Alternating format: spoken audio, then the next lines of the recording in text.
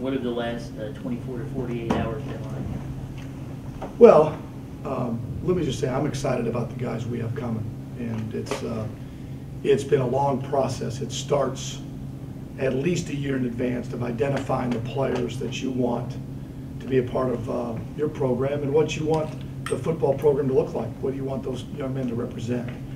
The tough part is that we are looking for the same guys. Every school is.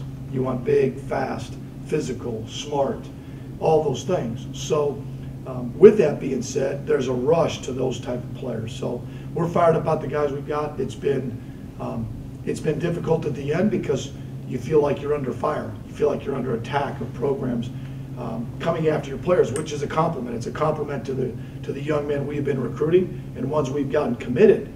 Now the biggest thing is how do we do it better, holding on to them. But I'm fired up with the guys we have, and I think it's another building block into building this program. Jordan Mitchell, one of the guys that came on late. He's obviously, everybody's familiar with him here. What was it like getting him there in late? Well, it came down to this. We liked Jared Mitchell at camp. Is it Jordan Mitchell, excuse me, Jordan Mitchell at camp. And so we liked him. We just trying to figure out, hadn't played football a lot, was out for a part of the season. But I'll tell you what it did is obviously Brett was always adamant about his skill set.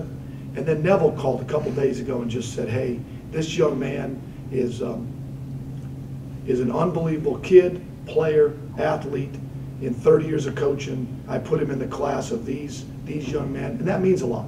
I've rarely had a coach of his stature and success recommend a guy that highly that didn't pan out. It just doesn't happen. It just doesn't happen. I've had a number of cases. So when someone calls and stands on the table for a young man and compares him to other young men that have been successful in life, you have to take notice of that. And we thought we would have a spot available, and it turned out that way. How would you say this class met y'all's needs in terms of what y'all started out, hey, we need to address this position, that do you feel like you walk away meeting all your needs? Oh, I don't know about that. I mean, you set out with everybody, if you have 85 scholarships, targets however many you're going to have for each position. There's no doubt. So you have a target number of how many you'll recruit for each position, and you've got to get within reason of that. I think if you had a certain number of, let's say you were going to recruit 16 offensive linemen, you're going to try to get to that. If you get to 14 or 15, you're still probably okay. Then you can kind of maybe take the best player available. Most of the time, you have to make sure that you have enough at each position. I thought we did a good job of that. You got a few spots, or, I mean, is that right? You guys didn't hit the 25 yet? Not as of yet. No, we have not. So do you feel like, I mean, what are your, how do you anticipate that shaking out? We would like to get to that. When you have unforeseen circumstances happen late in recruiting, that's going to happen to you. The numbers that you are trying to target. We have actually 29 to give. We can only give 25. We have 29 to give through attrition, 3 coaches, 3 years. We've got a number of scholarships still available, but we're just not going to take anybody. So, you know, we're in a position now that if a player was a late qualifier, or if a player was a junior college player that wasn't going to get out till later, we would certainly look into that. Coach, obviously offensive line was a major concern for you guys going into this recruiting season. Can you talk about how the presence of Thomas Collins and Norman Price, 2 guys that should be able to play right away, is going to impact that position? Well, I think it's critical to have the guys get here in the spring and be able to work out with us in the morning, which is obvious. It's not the same unless you're with your team moving forward. So that'll be critical to what we needed, and they're great kids. That's the biggest thing. They're good players, but they are good kids to be around. They're smart, and so they'll be able to pick up things right away, and we're excited about them. Gunner, the quarterback, how would you describe him? He's a winner, tough, and really the biggest thing, mentally tough. Loves football, accurate thrower. Those are the things that you like. What if someone said, what's his dominant skill set? It's a lot like Nick Mullen, and that he gets it, loves football, tough, competitive. You know, is he a dynamic runner? No. Does he have dynamic arm talent? No. But what really matters, is he accurate? Is he tough? Does he lead? Yes, he does all those things. Were there any surprises for you during this recruiting process? Oh, there was a ton of surprises, unfortunately. Some good, some bad. I mean, that's just the way it goes. That's the nature of what it is now. When you're dealing with 17, 18-year-olds, 20-year-old junior college players, it can change. Young people's minds change daily. It's always fluid. So there were a number of surprises. Some that went, like I was surprised that Norman wanted to come here and that we were able to do that. And then there's some I'm surprised decisions that were made late against us. That's just part of it. The good news is you try to recruit enough players that you feel like you've evaluated the right way, which we did, because a lot of people came after them. Now the biggest thing is get a big enough pool to where you can still fulfill all your needs and then find a way to fend off people at the end. Edo Smith, looking at him, I know he was a little bit later in the process, but how impressed are you with just what you've seen out of him and looking back on his high school career? Well, he's one of those young men that, first of all, he's a squared away young man, has had an unbelievable career down there, and he's just a guy that, as the recruiting process wore on, more and more people raved about him. Went to the All-Star game, the Mississippi-Alabama All-Star game, and they raved about him as a kid, a competitor. Again, the more coaches that are around the players you recruit that rave about them, the better you're going to be. They spend all year with them. They spend weeks with them. They spend 2 weeks with them. You want coaches to rave about the players you recruit, who they are, what their makeup is. Then you have a better chance of success just because you're shrinking the margin for error. Not sure. I think it was 11 or 12 guys from in-state. How did things shake out recruiting in the state this year?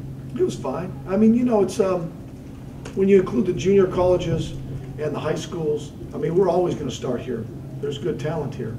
Like I said, from a high school standpoint and from a junior college standpoint, it went fine. I don't feel like there was the biggest thing you want to make sure of is that you're evaluating the players.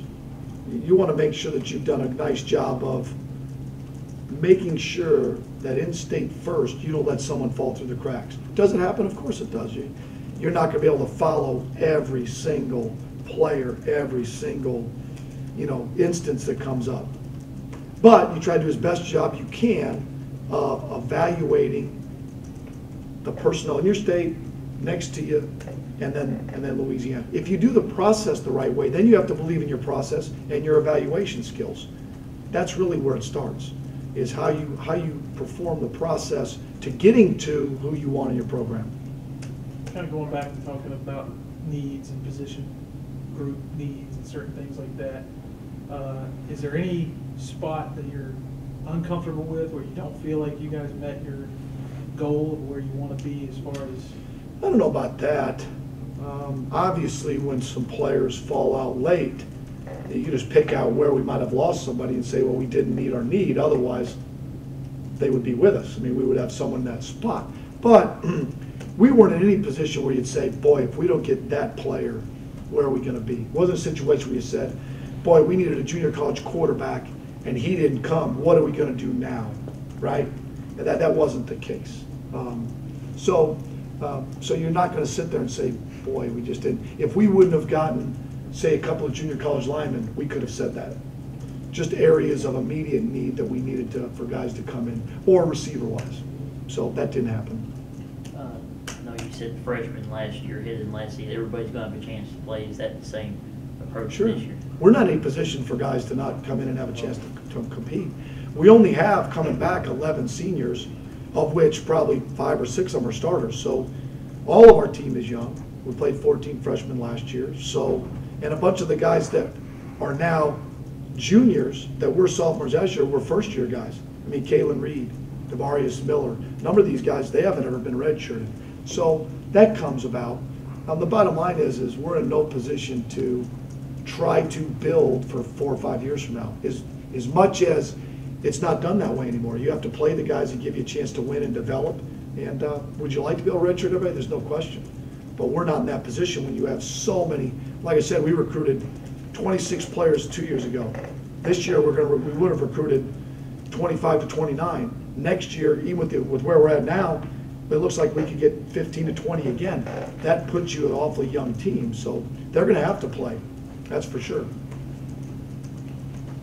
What does Dathan Davis do for the offense? I mean, having a guy who can come in and be kind of a do-it-all guy. Versatile guy. you know, we don't really have somebody that's an H-back, fullback, tailback type guy that could carry it, catch it, run routes.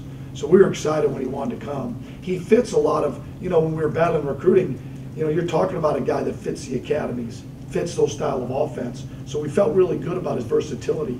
The year before he played linebacker.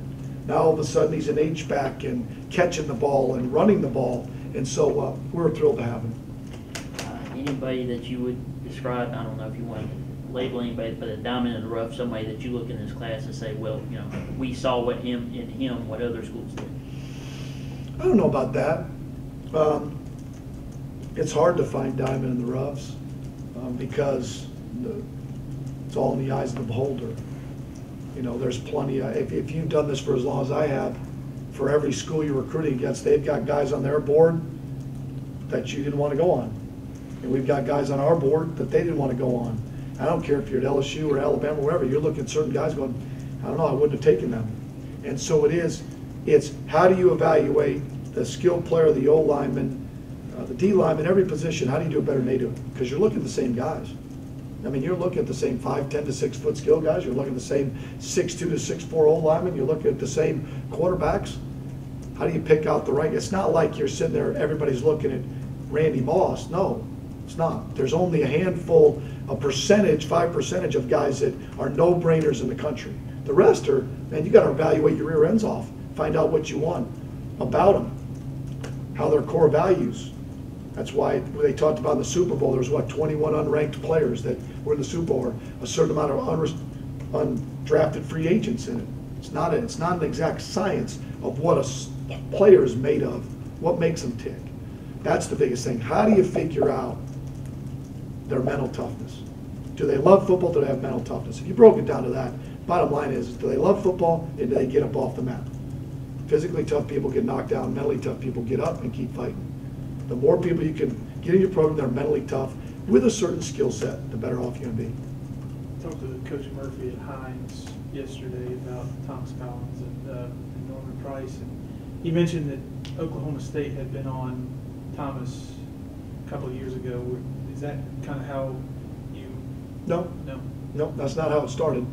We just got here and happened to see him on film and really liked his quickness and how he played. So there was no background of really when I was at Oklahoma State. Kind of along those same lines, you guys signed those two guys, like 4 or 5 different sets of teammates. I mean, is that something you've ever? Not particularly. It really, you know, sometimes it's easier at junior colleges because they have so many players. It's easier because they have a number of Division I players. And it worked out at Oak Grove because of Jordan being late. But you wouldn't normally do that. But obviously, when you go into a school, if they have a number of Division I players, you start to evaluate a number of guys. And so sometimes it's easier to get guys in numbers. Works out that way, but not always. Every recruiter is different, but what's been your main pitch to each one that you've spoken to try and get them to come to this program? That's really a good question. You know, when you say, okay, what's the main pitch? Every family's a little bit different in terms of that the core values of what they want. But I think in the end, it's what a special place this is, what an unbelievably rich tradition, and ultimately they've got to buy us. At the end of the day, you've got your product, Southern Miss, their education, the football program, but in the end, they're buying Todd Monken. They're buying John Simon. They're buying Dave Duggan. They're buying us. They're buying our vision of where we're headed, where this place is going to be, what we're going to be able to do for them. That's it. How are we going to make their child's life, or how are we going to make your life better to be what you want to be later in life, a 50-year decision? That's the vision they want to see. They want to see, what is it that this place can do better for my child? That then from there it varies. You know, then it varies just in terms of what they're processing of what they see. But the main core of it is, do I believe in you?